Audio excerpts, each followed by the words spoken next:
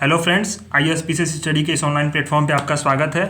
जैसा कि आपको पता है कि रोज़ 12 बजे दोपहर को UP-PCS और UPSC के GS की सिलेबस के कंप्लीट हम लोग करा रहे हैं। उसमें मैं आपको GS 4 करा रहा हूँ और मैंने अभी उसके पिछले टॉपिक्स में आपको मानवीय क्रियाकलापों में नीति शास्त्र का सार तत्व, इसके निर्धारक और परिणाम, नीति शास्त्र के आयाम और निजी और सार्वजनिक संबंधों में नीति शास्त्र, ये सारे टॉपिक्स को मैंने कंप्लीट करा दिया है।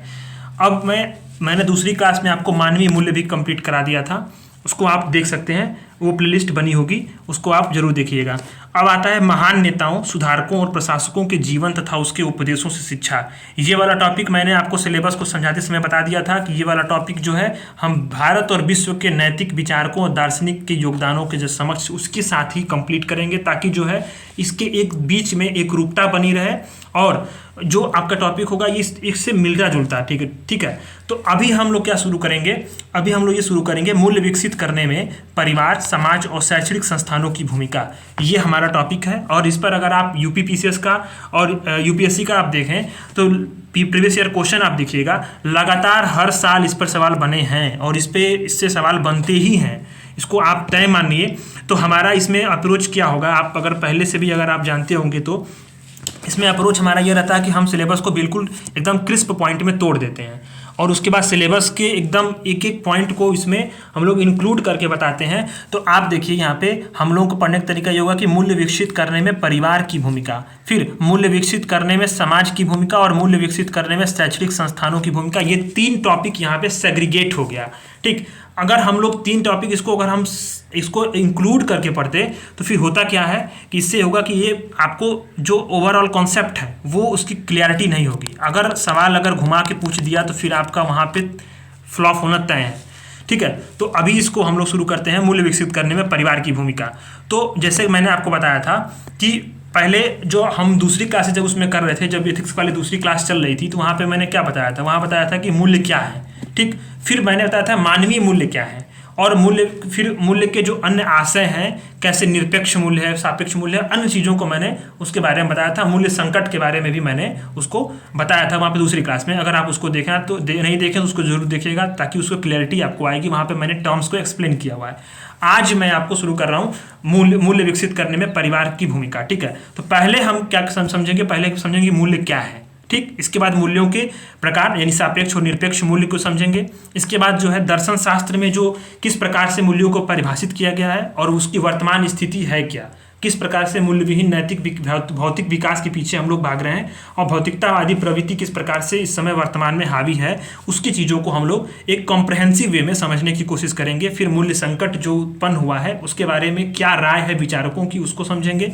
इसके निदान क्या हो सकते हैं उसको देखेंगे, बाहरी और आंतरिक निदान। इसी के साथ साथ क्या है, अब यहाँ से हम लोग शुरू करेंगे कि परिवार किस प्रकार से मूल्यों को विकसित कर सकता है, यानी वही चीज़ जो आ गई कि हमें क्या करना चाहिए, क्या नहीं करना चाहिए। ठीक है, तो इस स्तर पे जो मतलब क्लासेस होंगी तो इस तरह से बनेंगी। और इसके बाद हम लोग समाज वाली जो चीज़ें हैं पढ़ेंगे, उसके बाद शैक्षणिक संस्थानों की भूमिका को पढ़ेंगे। तो इस तरह से हमारा जो है ये पहला यूनिट है वो आपका कंप्लीट हो जाएगा।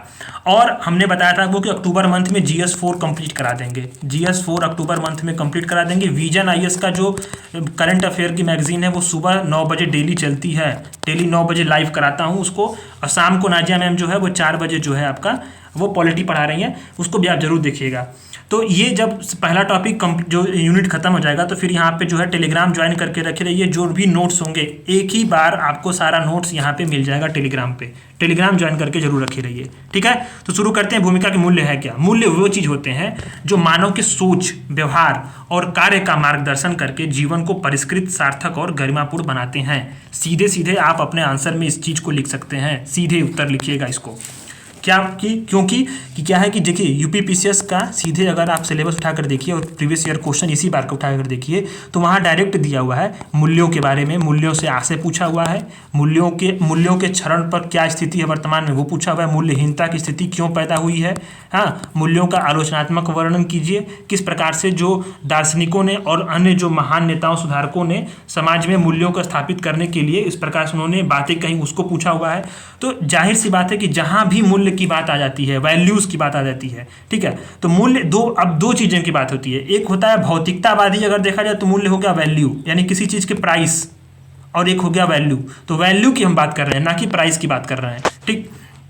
तो मूल्य वे हैं जो मानव के सोच, व्यवहार और कार्य का क्या करते हैं, मार्गदर्शन करते हैं। यानी उसके सोच को भी प्रभावित करेंगे, व्यवहार को भी प्रभावित करेंगे और उसके कार्यों को भी प्रभावित करके जीवन को क्या करते हैं, परिष्कृत करते हैं, ठीक, सार्थक बनाते हैं और उसे गरिमापूर्ण बनाते हैं। इन टर्म्स को याद रखिए, कीवर्ड्स यही हैं, इसी को आपको अंडरलाइन करना है, ठीक है। अब होता क्या है कि मूल्य वे कसौटियाँ या व्यवहार के मानदंड हैं, यानी मानदंड है, इस बात को ध्यान दीजिएगा, ये एक मानदंड है किस चीज़ के, उस व्यवहार और कसौटियों के जिनके आधार पर हम उचित अनुचित, यानी क्या गलत है क्या सही है, क्या हमें करना चाहिए क्या नहीं करना चाहिए, कर्तव्य अकर्तव्य आदि का क्या करते हैं, वो निर्धारण कर सकते हैं, ठीक है। तो ये चीज़ें एकदम स्पष्ट आपको सामने ये दिख रही हैं कि इसी को आपको सीधे अपने आंसर में इंक्लूड कर देना है, ठीक है, लिख सकते हैं आप इसको। सामान्यतः जिसे हम वांछनीय मानते हैं, जिसे हम वांछनीय मानते हैं जीवन में, वो क्या है, वो मूल्य है। जैसे जो चीज़ें हमारे जीवन में ग्रहण करने योग्य हैं वही हमारे मूल्य हैं, और जो चीज़ें नहीं ग्रहण करने योग्य हैं वो क्या है, वो हमें मूल्यों से दूर ले जाती हैं, वही हमें जो से छोड़ना होता है। यानी वही क्या करते हैं, कर्तव्य अकर्तव्य, गलत सही, ठीक है, उसका निर्धारण करते हैं, यही उचित अनुचित का भी निर्धारण करते हैं। जैसे क्या है, उदाहरण स्वरूप आप लिख सकते हैं दया, करुणा, प्रेम, सत्य, न्याय आदि, ये सब क्या है, ये आपके जो मूल्य हैं, ठीक। तो मूल्यों के भी कई प्रकार होते हैं। अब मैंने आपको बताया था कि दो अगर संदर्भ में देखा जाए तो उसको हम भौतिक में देखें तो एक मूल्य को अगर हम जाते हैं तो किसी दुकान पे सामान खरीदेंगे तो क्या लिखा रहता है, मूल्य है, यानी ये 30 रुपये उसका मूल्य है, तो वो उसको उसका मूल्य का जो इंग्लिश क्या होगा, उसका मूल्य का इंग्लिश होगा प्राइस, ठीक। जिस बात की मैं आपको बात कर रहा हूँ उसका इंग्लिश होगा वैल्यू, ठीक। तो प्राइस और वैल्यू दोनों की हिंदी सेम है पर उसके इंग्लिश वाले वर्ड में डिफरेंस है। प्राइस और वैल्यू दोनों के बीच में से आपको डिफरेंशिएशन करना है, ठीक। तो जो मूल्यों के प्रकार हैं वो क्या है, सापेक्ष मूल्य और एक निरपेक्ष मूल्य। तो दो प्रकार के मूल्य हैं वर्तमान में जो दर्शन शास्त्र में हमें देखने को मिलते हैं, एक सापेक्ष और दूसरा निरपेक्ष। तो सापेक्ष मूल्य वे होते हैं जो क्या होते हैं, स्थान, काल और परिस्थिति तीनों के अनुसार क्या होते हैं, बदलते रहते हैं। जैसे किसी स्थान, किसी के समय, काल मतलब समय और परिस्थिति मतलब स्थितियां जो उत्पन्न हो रही हैं उसके अनुसार क्या है, वे मूल्य बदलते रहेंगे, उसको बोलते हैं सापेक्ष मूल्य। जैसे क्या हो गया, गोपनीयता हो गई, पारदर्शिता हो गई, स्वच्छता हो गया, पर्यावरण संरक्षण हो गया इत्यादि जो है ये क्या होते हैं, स्थान, काल और परिस्थिति के अनुसार क्या होते हैं, ये बदलते रहते हैं। जैसे क्या है कि सरकारी जो भी निर्णय होते हैं, ठीक, उसमें कार्यों में पारदर्शिता होनी चाहिए।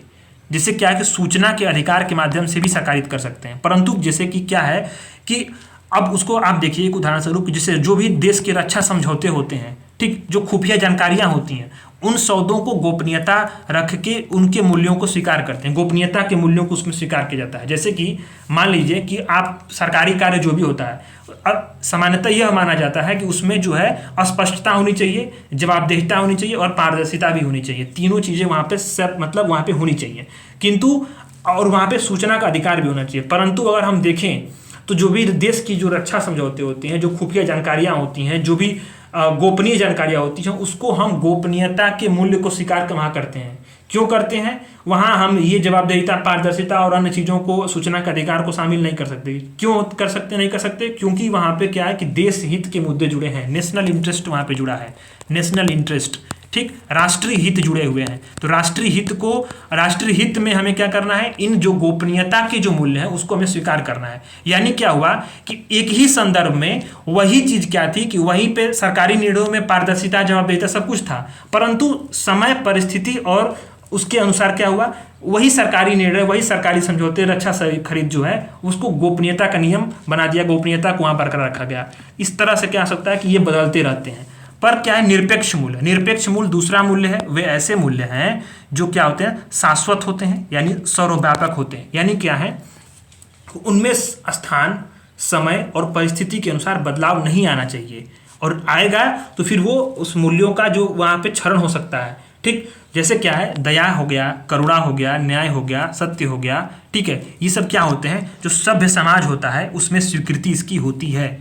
किसी भी सभ्य समाज में इसकी स्वीकृतियां होती हैं कि इस प्रकार की दया होनी चाहिए, करुणा होनी चाहिए, न्याय की स्थापना होनी चाहिए और सत्य की स्थापना होनी चाहिए। ये जो क्या होते हैं, शाश्वत होते हैं, मतलब ये हमेशा विद्यमान रहेंगे, सर्वव्यापकता इनकी हमेशा बनी रहेगी। इसमें समय, काल, परिस्थिति के अनुसार क्या होगा, इसमें बदलाव नहीं आएगा, ठीक है। तो ये कभी कभी क्या होते हैं कि कभी कभी विशेष परिस्थितियों में इनके विपरीत प्रयासों को सही माना जाता है, परंतु ऐसा करने से क्या होता है कि इन मूल्यों की प्रासंगिकता और महत्व की खंडन नहीं होता, बल्कि इसकी और सशक्त हो जाते हैं। जैसे क्या है कि अभी एक स्थिति ये हो गई कि मूल्य में दुविधा की स्थिति कब पैदा होगी, जैसे क्या है, कुछ निर्दोष व्यक्तियों को बचाने के लिए हमें झूठ बोलना पड़े।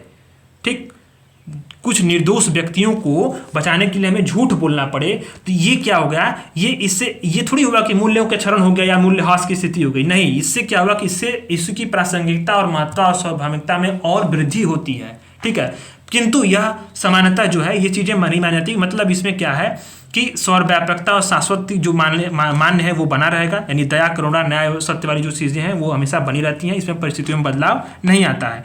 और जैसे कुछ निर्दोषों के लिए अगर हम बचाने के लिए उसे झूठ बोलते हैं, तो भारतीय परंपरा में इसे क्या बोला जाता है, भारतीय परंपरा में इसे आपद धर्म कहा गया है। आपद धर्म, इसको ध्यान दीजिएगा। आपद धर्म, आपद धर्म क्या है, मतलब ये है कि जैसे क्या है कि मूल्यों का जिस प्रकार से हमें किसी भी प्रकार से प्रासंगिकता, महत्व और स्वाभाविकता का जो है, जैसे उसको और बढ़ोतरी हुई, तो उसमें जो भी जो एडिशन होगा, मतलब जिस प्रकार से उसमें वृद्धि होगी और जिस तरीके से हमने वृद्धि की है, उसी को हम लोग आपद धर्म बोलते हैं। किस प्रकार से आपद धर्म बोलेंगे, इसको आप लोग थोड़ा सा एक बार जो है उसको डिटेल में देख लीजिएगा। ठीक है, कि आपद धर्म में ये है कि जैसे कि संकट काल में, जैसे संकट काल में क्या होता है, जो धर्म अपनाया जाए।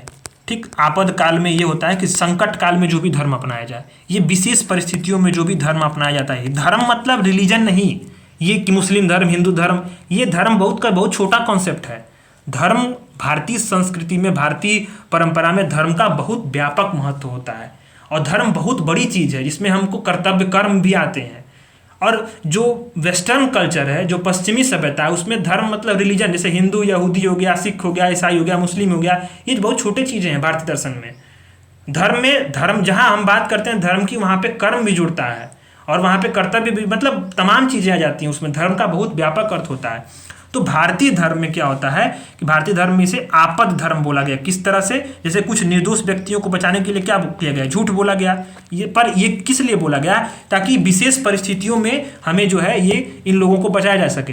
तो जो ये झूठ बोला गया, ये भी एक कर्म है और ये एक धर्म है, ताकि निर्दोष लोगों को बचाया जा सके। तो यही क्या है, इसे भारतीय दर्शन में आपद धर्म बताया गया। ठीक, महाभारत में अगर देखेंगे तो महाभारत में शांति पर्व के नाम से इसी से उप पर्व है। ठीक है, महाभारत में, तो यहीं पे इसके आपद धर्म की बात की गई है। कृष्ण हमेशा आपद धर्म की बात करते हैं।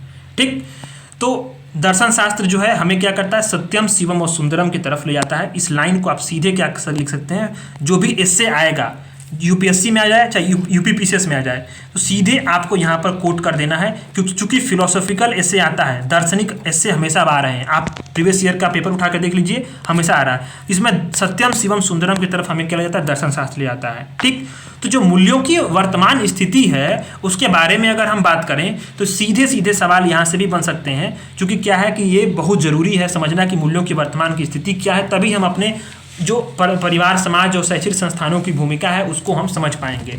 तो विज्ञान और तकनीकी के जो भी विकास हुआ है उसने क्या बोला है, परंपरागत मूल्यों और विश्वासों पर प्रहार किया है तथा मनुष्य को स्वतंत्र चिंतन हेतु प्रेरित किया। परंतु क्या है कि जो जीवन का संचालन हेतु उचित मार्ग का इसने क्या किया, संचालन नहीं किया। विज्ञान और तकनीकी ने क्या बोला, उचित मार्ग का संचालन नहीं किया। हमने परंपरागत मूल्यों और विश्वासों पर तो प्रहार किया ही, परंतु मनुष्य को स्वतंत्र चिंतन हेतु प्रेरित किया। पर क्या बोला कि जीवन के जो संचालन होगा उसके लिए जो उचित मार्ग क्या है, ये विज्ञान ने और तकनीक ने नहीं बताया।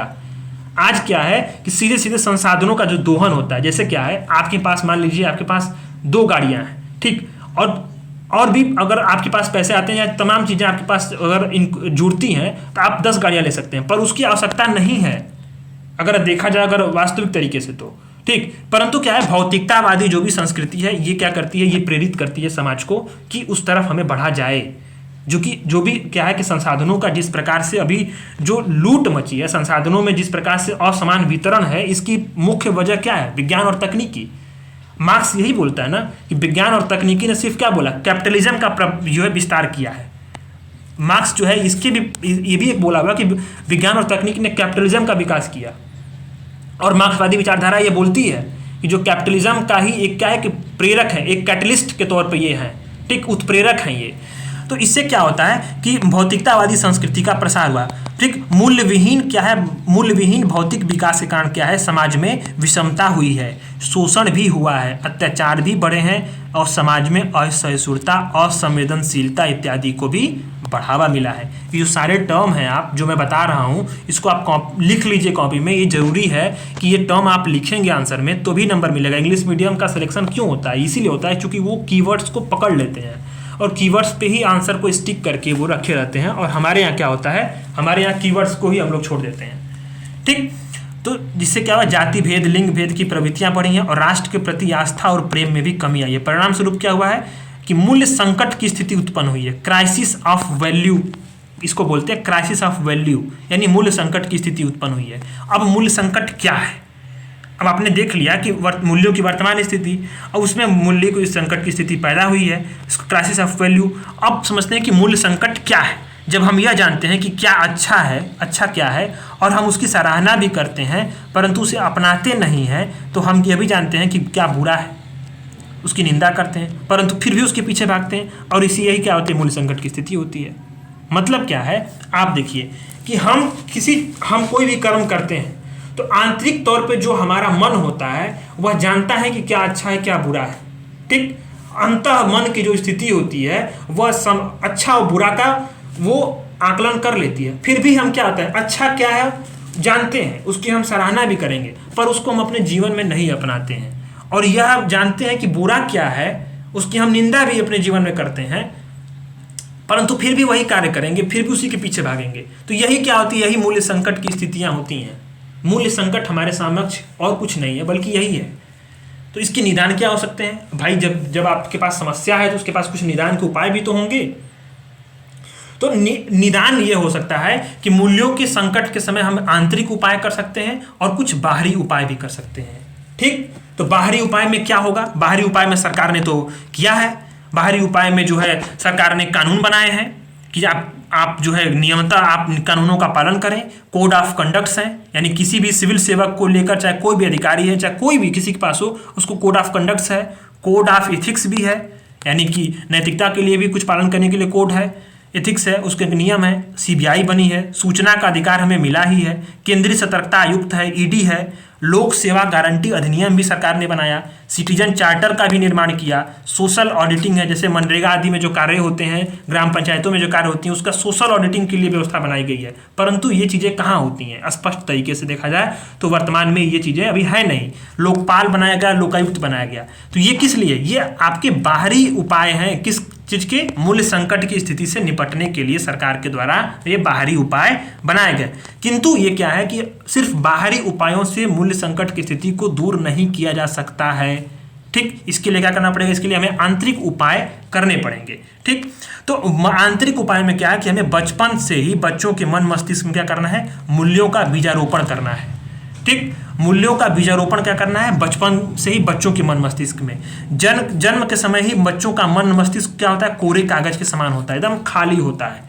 यद्यपि बालक के विकास क्या है, बालक के विकास में अनुवांशिक तत्वों की भूमिका तो होती है, परंतु ये क्या होती है कि एकदम कच्ची धातु के समान है। जिससे क्या है कि जिससे हम सामाजिकरण की प्रक्रिया यानी सोशलाइजेशन का जो प्रोसेस है और उचित वातावरण और अभ्यास के माध्यम से, इसको याद रखिए, उचित वातावरण और अभ्यास के माध्यम से शुद्ध कर सकते हैं। ठीक, अब यहीं पर क्या होता है कि जीवन में मूल्यों को विकसित करने और स्वस्थ नैतिक विकास में समाज, परिवार और शैक्षणिक संस्थाओं की भूमिका जो है, यहाँ परिवार होगा, ये समाज का परिवार होगा, परिवार, समाज और शैक्षणिक संस्थाओं की भूमिका अत्यंत आवश्यक है।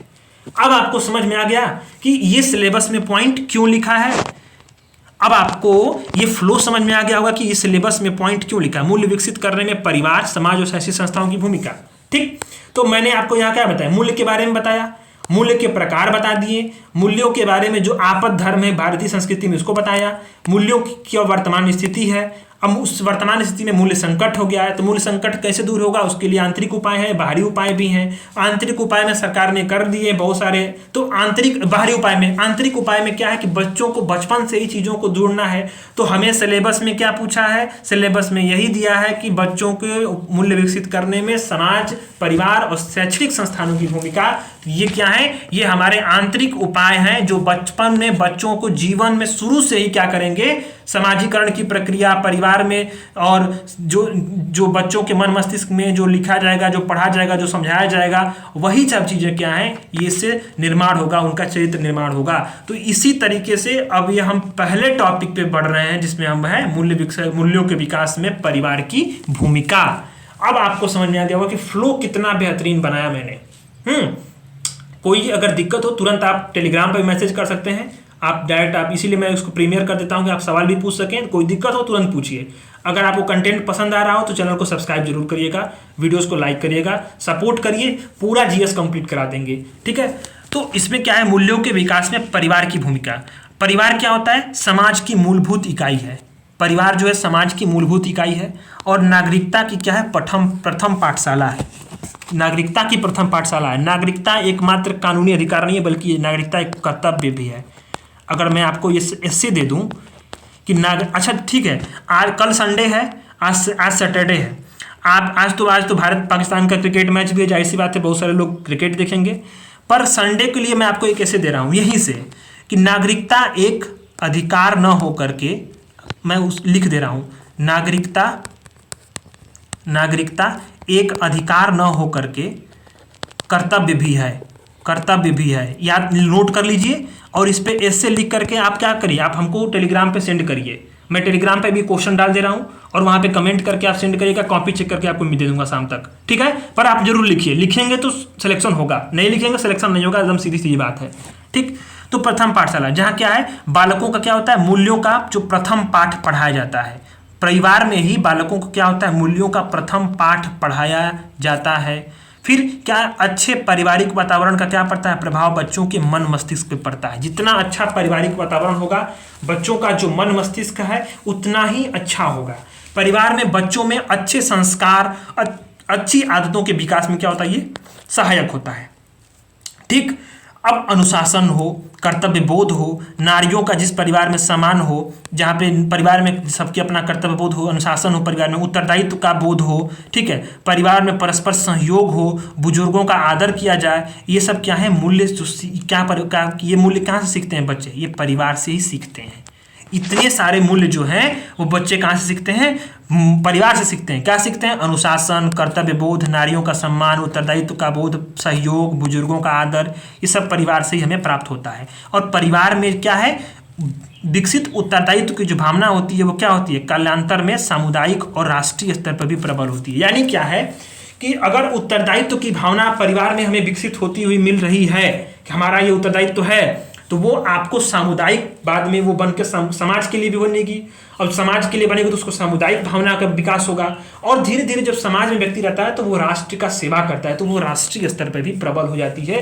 कौन सी भावना, उत्तरदायित्व की भावना, ठीक है, कर्तव्य बोध की भावना, नारियों का सम्मान की भावना, परस्पर सहयोग की भावना, बुजुर्गों का आदर की भावना।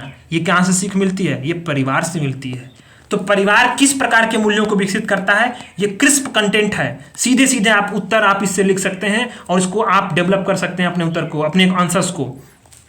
नारी सम्मान, परस्पर सहयोग, बड़े बुजुर्गों का आदर, उत्तरदायित्व बोध, मिलजुल कर संकट का समाधान, एकता, अनुशासन, सहयोग, समन्वय, प्रेम, और क्या है, ये सब क्या है, ये जितने सारे मूल्य हैं, ये सभी मूल्य क्या होते हैं, ये आपके मूल्यों को विकसित करने में सहायता करते हैं। परिवार जो है क्या करता है, इसी प्रकार के मूल्यों को विकसित करने में सहायता करता है, ठीक। अब हमें क्या करना चाहिए, यानी मतलब किस प्रकार से मूल्यों को विकसित करने के लिए हमें करना क्या चाहिए, तो परिवार में नैतिक मूल्यों को उपदेशात्मक रूप से क्रियान्वित करने के बजाय क्या करना चाहिए, हमें दिनचर्या में स्वाभाविक प्रक्रिया के रूप में आना चाहिए।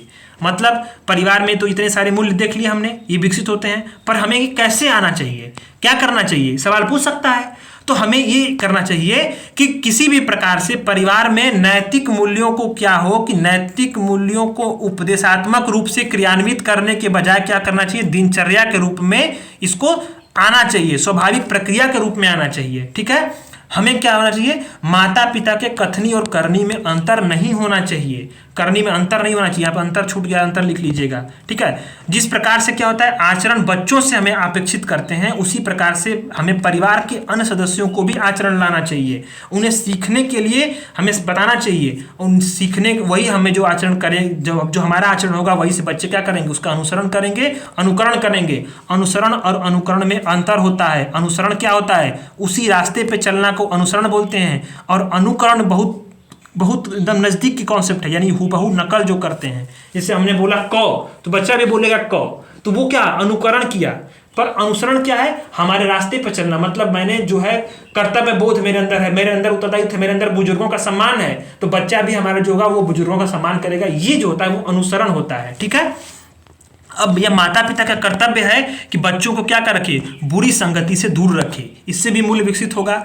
माता पिता को बच्चों को मूल्य आधारित कहानियां पढ़ने और सुनने को देना चाहिए। नैतिक शिक्षा का ज्ञान देना चाहिए। बच्चों को स्वस्थ मनोरंजन का साधन उपलब्ध कराना चाहिए। वर्तमान में अभी सवाल पूछा था, अभी वर्तमान में इसी साल 2023 में सवाल पूछा यूपीएससी ने कि जो स्मार्टफोन की लत है, स्मार्ट गैजेट की जो लत है, बच्चों को किस प्रकार से प्रभावित कर रही है समाजीकरण पे। सो GS 1 का क्वेश्चन है ये, आप देख लीजिए। स्वस्थ मनोरंजन का साधन यहाँ पे अभी उपलब्ध नहीं है।